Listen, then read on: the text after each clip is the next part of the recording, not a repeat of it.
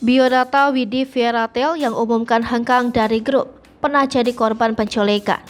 Berikut biodata Widi Fairytale yang mengumumkan mundur atau hengkang dari grup.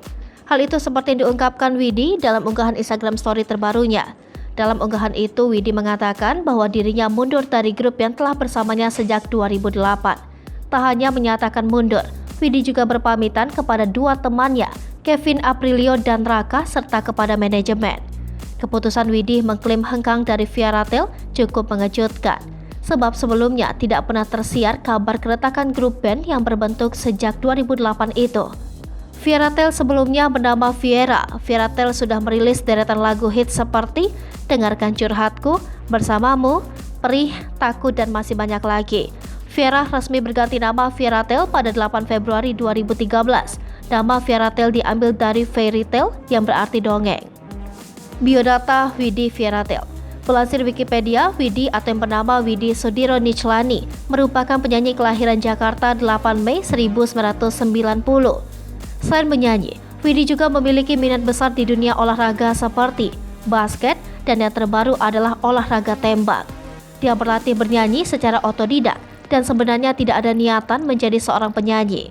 Widi bergabung bersama Kevin Aprilio, Raka Cyril Damar, dan Satrianda Wijanarko pada 3 November 2008 ke dalam band Viera atas rekomendasi teman.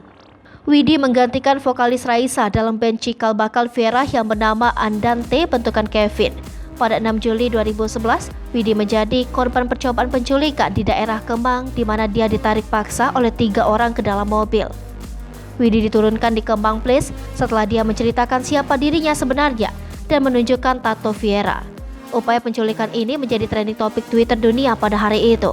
Pada Oktober 2012, Widi memerankan film layar lebar pertamanya dalam film Sang Martir. Widi dan seluruh anggota Viera keluar dari manajemen Musika Studio untuk bergabung dengan Aprilio Kingdom pada September 2012 dan mengubah nama menjadi Fairytale.